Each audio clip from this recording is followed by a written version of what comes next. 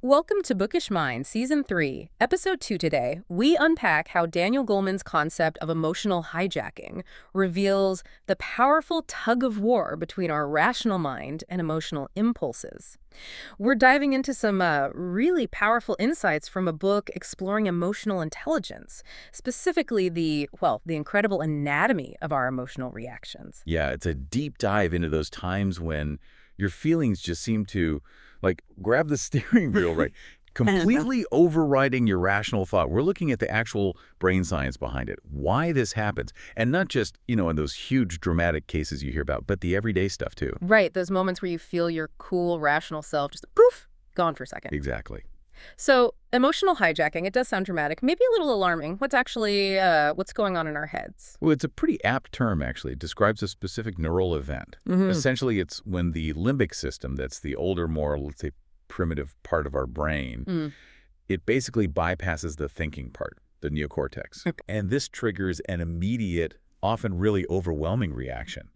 It's pure impulse taking charge. And, yeah, often followed by that, oh no, what did I just do? Feeling later, regret. You mean like those really extreme, tragic examples? The book mentions Richard Rogley's The Career Girl Murders. That sounds like a moment of just sheer panic and rage leading to something truly awful, horrifying. Absolutely. That's the far end of the spectrum. Right. Robles himself described it like just going bananas, his head exploded. Yeah. That's the feeling of being hijacked. But you're right, it's not only those terrible extremes, this kind of hijacking, it happens in less catastrophic ways all the time. Oh, for sure. Like when you suddenly just erupt at your partner or your kids, maybe, over something tiny. Exactly. Or that road rage moment, wanting to scream at another driver. Those times where seconds later you're thinking, where on earth did that come from? Yes. It feels like a neural takeover. But what's interesting, and the big points this out, it's not always negative. Well, Think about moments of just uncontrollable laughter or intense, overwhelming joy, like Dan Jansen, the speed skater, finally winning Olympic gold. His wife was apparently so overcome, she needed medical attention. wow. That intense joy, that's also a limbic response, a kind of emotional takeover, just, a positive one. Okay, so this neural explosion, positive or negative, where's the ignition switch in the brain? The main player here is a structure called the amygdala. It's this little almond-shaped cluster. Actually, we have two, one on each side deep in the limbic system. Shaped. Okay. Yeah, just above the brainstem. And in humans, they're relatively large compared to our primate cousins. And the book calls it the specialist for emotional matters. That sounds pretty important. It really is its core job. Yeah. It's the brain's hub for processing emotions, especially the really primal ones like fear. But it's involved across the board. Think of it like a library, a storehouse of emotional memory. Yeah. It holds the emotional meaning, the significance of our experiences. It attaches the feeling to the event. The book had that stark description of affective blindness if it gets damaged, losing the ability to gauge emotional importance. Yeah, that's a powerful illustration. The example they give of the young man whose amygdalas were surgically removed. It's chilling. He became totally detached, lost interest in people, couldn't recognize family emotionally, just impassive. Life basically lost its personal meaning, its emotional color. Tears, joy, anger, they all hinge on the amygdala. So this tiny structure is like our emotional core, our watchdog. And Joseph Ledoux's research was key to figuring out how it works, right? Ledoux's work was absolutely fundamental. It really turned the old understanding of how emotions travel through the brain completely upside down. How did it do that? What was the old idea versus what Ledoux found? Okay, so the older model was pretty straightforward, or seemed to be. Sensory info, what you see here, et cetera, comes in, goes to a relay station called the thalamus, and then straight up to the neocortex, the thinking brain, for analysis. Then, only after the neocortex figured out what was going on, then it might send a signal down to the limbic system, to the amygdala, to trigger an emotion. So thought first, then feeling, always. That was the assumption. Yeah. But Ledoux found this major shortcut, a fast lane. Some signals from your eyes or ears go from the thalamus and take a direct route, just one connection, one synapse, straight to the amygdala. A neural back alley, the book called it. Exactly, a neural back alley.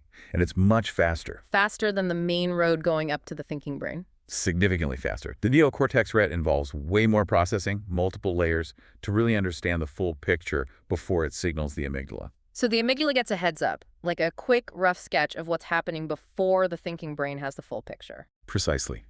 The amygdala acts like a neural tripwire, a sentinel scanning everything with really basic questions.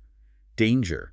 Hate this. Hurt me before. Fear this. Mm. If it gets even a whiff of a match to something threatening from the past, bam, it can trigger an emergency response instantly. Like that story of the friend jumping into the canal, just seeing someone's scared face, reacting before knowing why they were scared?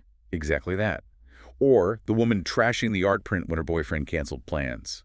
The hurt just triggered the action before rational thought could intervene. Or even just jumping out of bed hearing a crash, thinking the sky is falling. Right. And then you turn on the light and see it's just, some boxes. The amygdala heard loud bang and screamed threat. Yeah. Milliseconds before the neocortex could process. Wait, that sound wasn't that loud, or there's no ceiling there anyway. That speed must have been crucial for survival, though, evolutionarily speaking. Oh, absolutely critical. Shaving off milliseconds when facing a predator. Life or death difference. It's a quick and dirty system, as Ledoux put it. Fast, but not always perfectly accurate. His rat experiments showed it clearly. They learned to fear a sound linked to a shock, and the fear pathway went straight from ear to thalamus to amygdala. The thinking cortex wasn't even essential for that basic fear learning. Wow, so they're reacting out of fear without the thinking part being fully looped in yet, which connects to that idea of pre-cognitive emotion, right? Yes, that's the amygdala reacting to the raw sense data before the neocortex has fully sorted it or recognized, say, the object making the noise. Like playing Name That Tune with danger signals, the amygdala shouts out an answer based on the first few notes. And that helps explain why, when you're in the middle of an emotional explosion, you often have so little insight into why you're flipping out. The emotion fired off before conscious thought caught up. And this super fast system is all tangled up with memory, specifically emotional memory. Exactly. The amygdala is the specialist here. The book makes a useful distinction between the amygdala and the hippocampus. The part we usually think of for memory. Right. How are their memory jobs different? Well, the hippocampus is great for the facts, the context, the who, what, where, when. It remembers the street where the car crash happened, or that it's your cousin standing in front of you. Okay, so facts and faces. But the amygdala holds the feeling. Precisely. It holds the emotional flavor. The hippocampus remembers the crash details, but the amygdala gives you that jolt of anxiety next time you drive that road. Or, Ledoux's example, hippocampus recognizes your coven, but the amygdala adds that little note. And you don't really like her. Yeah, that emotional flavor definitely packs a punch. And the book says these emotional memories get stamped in harder. They do. Stress hormones like adrenaline and norepinephrine released during strong emotions, fear, stress, even intense joy, actually signal the brain to strengthen that memory trace. The amygdala is a key place where this happens. Which is why those emotionally charged memories feel so vivid, right? Your first date, or hearing about a major disaster like the Challenger. The stronger the feeling, the deeper the imprint. It's almost like we have two memory tracks running. One for ordinary facts, and a high-priority one for emotionally loaded stuff. Makes sense for survival. Remember what scared you. Remember what rewarded you. And here's the catch the book mentions. These emotional alarms can get out of date. This is so important. The amygdala works by association. It compares what's happening now to past emotional events. If there's even a slight resemblance, a faint echo, it can trigger the old feeling, the old reaction. Whether or not it's actually appropriate now, it goes for speed, not detailed analysis. Like those really potent examples, the army nurse reacting to a diaper smell like it was battlefield trauma because of a faint similarity to wound smells. Exactly. Or the waitress dropping trays, because seeing red hair, like her ex's new partner, triggered that old pain and anxiety. The trigger is weak, symbolic maybe, but the amygdala reacts full force. And this gets even more complicated with our earliest memories, from infancy, before the thinking parts are fully online. Yeah, the amygdala matures faster than the hippocampus and neocortex. So those very early emotional lessons, fear, comfort, distress, get stored in the amygdala as these wordless blueprints. Ah, okay, so adult emotional reactions that feel totally baffling, like they come from nowhere, they might be triggered by these super early nonverbal memories. We feel the feeling, but don't have the words or context from when it was first learned. That's the idea. You get the raw feeling, the amygdala alarm rings, but the why is buried in a pre-verbal time. Makes it incredibly hard to understand consciously in the moment. Okay, so the amygdala is the fast, sometimes faulty alarm system. But what about the part that's supposed to, manage this, keep things in check? Right, that's where the prefrontal lobes come in. Right behind your forehead. Think of them as the brain's executive center, the emotional manager, or maybe a clamper switch. The manager? Okay, what's its role in this emotional tug of war? Well, in situations that aren't immediate emergencies, most sensory info actually goes here first to the prefrontal cortex before or alongside going to the amygdala. It analyzes the situation in detail, coordinates responses, and crucially, it can modulate the amygdala. It can dampen down the alarm bells. So when things aren't life or death urgent, the thinking brain gets a chance to weigh in with the amygdala, leading to a more considered emotional reaction. Exactly. Thought can work with feeling. It allows you to feel sad after reflecting on a loss or angry after thinking through an injustice. It's involved in weighing risks, considering consequences before acting on pure emotion. Like that example of the worried mother getting a late-night call. Her first reaction is pure amygdala panic, Jessica, fearing the worst about her daughter. Right. But almost instantly, her prefrontal cortex kicks in, calms her down, and she asks rationally, "Who's calling? What number is this?" The manager steps in. Perfect example. The prefrontal cortex overrides or adjusts the amygdala's initial surge. And, the tragic history of prefrontal lobotomies, as awful as they were, inadvertently showed this. Severing those connections often reduced distress, yes, but at the cost of wiping out much of the person's emotional life and regulation. It really highlighted the prefrontal role in governing emotion. And there's a difference between the left and right sides up there. Seems like it. The research suggests the right prefrontal lobe is more tied to negative feelings, fear, aggression. The left prefrontal lobe seems to act more like a neural thermostat, kind of dampening those negative feelings, maybe by inhibiting the right side. Like those stroke patients. Damage the left side, you get constant worry. Damage the right, maybe inappropriate cheerfulness. That's the kind of evidence. It suggests the left prefrontal lobe is key for managing, or as the book puts it, disposing of what the amygdala proposes emotionally. These connections, this dialogue between the prefrontal cortex and the limbic system, are just fundamental. Which really brings us full circle, doesn't it? Yeah. How these two systems, the emotional brain and the rational brain, work together. Or sometimes don't work together so well. Absolutely. It's not just about the rational brain bossing the emotional brain around. Their interaction is critical for good thinking itself. How so? Well, the book points out that strong emotion creates neural static. It basically floods the system and interferes with the prefrontal cortex's ability to do its job, especially working memory. Working memory. That's like holding information in your head while you figure something out. Exactly. When you're really upset or anxious, your prefrontal cortex just can't hold on to the facts you need. It makes it incredibly hard to think straight.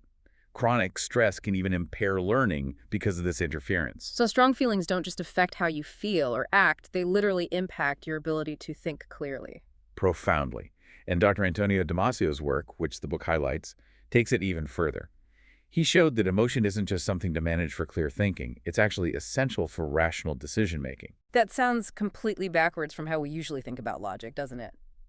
Keep emotion out of it. It totally goes against that old idea. But Damasio studied patients with damage specifically to that prefrontal amygdala connection pathway. Their IQ, their reasoning on paper, was fine. But their real-life decisions, disasters, personal, financial, all of it. Why if their thinking was okay? Because they couldn't access their emotional learning. Those gut feelings, based on past good or bad outcomes, stored via the amygdala.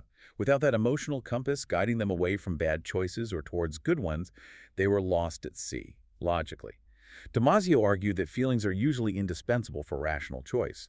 They help us narrow down options quickly based on past emotional tags. Wow, so that gut feeling, that emotional learning actually helps our logical brain work better by pointing in the right direction. Precisely. It streamlines the process. The emotional brain isn't an adversary to the thinking brain. It's a vital partner. When they work well together, that's when we're at our best. So ultimately, we have these two minds, rational and emotional, two kinds of intelligence. And how well we do in life really depends on both and how they harmonize. IQ isn't the whole story. Not by a long shot. Emotional intelligence matters immensely. Intellect works best with emotional intelligence. The goal isn't suppressing emotion with reason. It's finding that intelligent balance, harmonizing head and heart. Okay, so this whole deep dive, emotional hijacking, the amygdala as the quick-draw sentinel, the prefrontal cortex as the manager, those fast and slow brain pathways, how emotional memories get wired and can sometimes go wrong, and this crucial link between feeling and thinking clearly. It really gives you a framework, doesn't it? It really does. It helps make sense of those times when you feel totally swept away by an emotion or you act on impulse and kick yourself later. You can start to see that neural tug of war playing out inside. And it leaves us with a really interesting thought to chew on. If our deepest, maybe most confusing emotional reactions sometimes stem from those wordless blueprints laid down in infancy in the amygdala before we even had language, how much of our struggle as adults to understand our feelings is really about learning to translate that old, nonverbal language of the emotional brain? Yeah, maybe developing emotional intelligence is partly about learning to listen to and decode that ancient internal signal.